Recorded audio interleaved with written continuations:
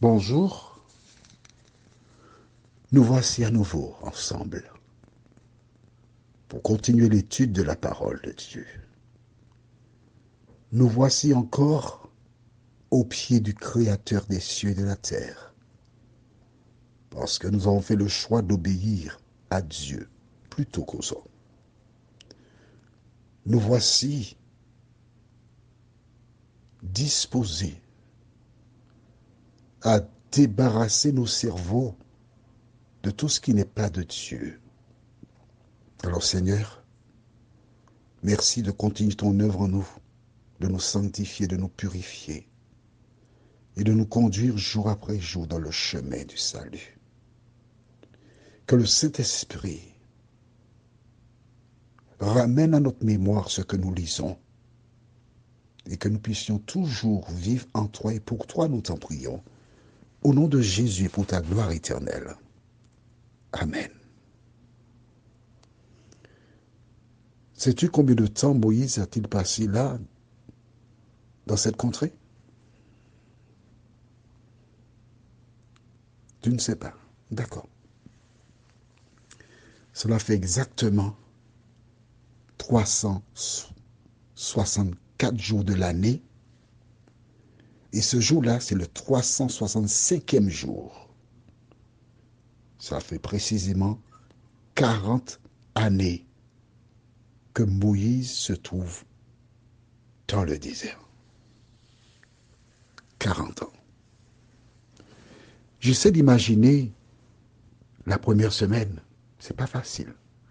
Avec des moutons, oh là là là là là. Tu n'as jamais eu des moutons, c'est sûr. Remercie le ciel, hein? J'ai eu des moutons à une période de ma vie.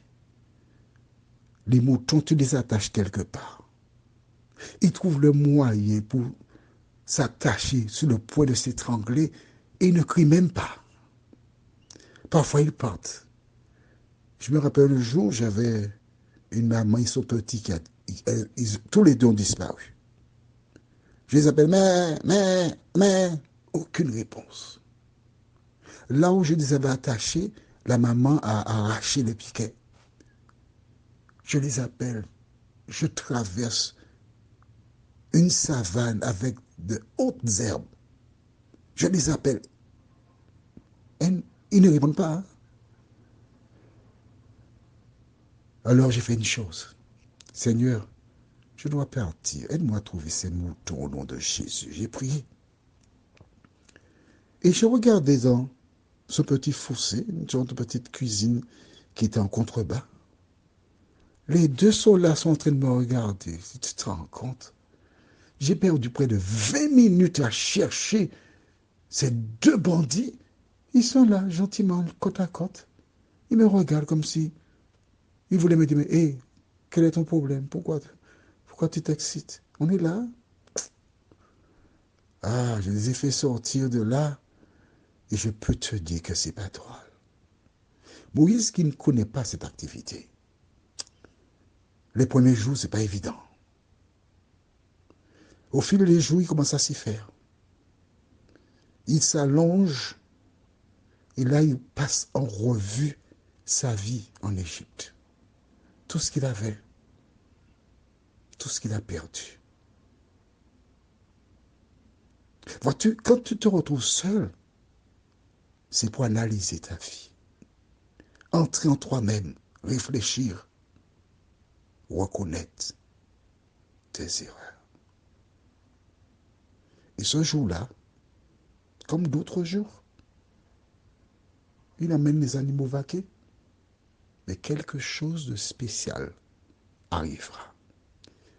Lisons dans Exode chapitre 3, verset 1. Moïse faisait paître le troupeau de Jéthro, son beau-père, sacrificateur de Madian, et il mena le troupeau derrière le désert et vint à la montagne de Dieu, à Horeb. Voilà, derrière le désert, dans un lieu connu comme étant Horeb. Et il emmena là le troupeau, comme d'habitude. Beaucoup de personnes vont se coucher comme d'habitude. Mais plusieurs ne se réveillent pas. Beaucoup de personnes iront se coucher un jour, bientôt, comme d'habitude. Sauf que quelque chose d'imprévu arrivera. Nous ne sommes pas maîtres du destin, de notre destin. Dieu est celui qui tient le monde dans sa main et qui fait toutes choses bonnes en son temps. Moïse n'avait plus d'espoir de retourner en Égypte. Sa tête était mise à prix. Il avait tué un homme. Pharaon le recherchait. Il avait fait une croix sur son passé. Il avait bien peut-être pensé que il faut délivrer le peuple. Mais là, non, c'est pas moi. Je suis indigne. Je suis un meurtrier. J'approche de 80 ans.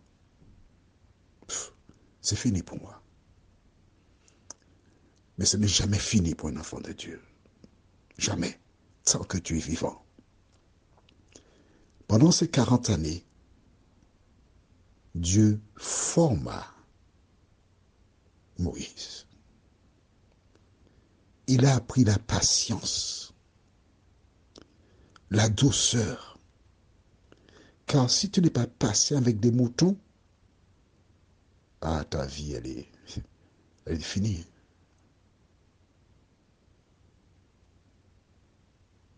Il est là. Il mourra avec ce troupeau, il finira sa vie avec des moutons. C'est ça le plan. C'est le seul plan qu'il peut avoir. Perdu à Madian. Mon ami, ne perds jamais la foi. Quelles que soient les épreuves de la vie, ne perds jamais la foi. Jamais.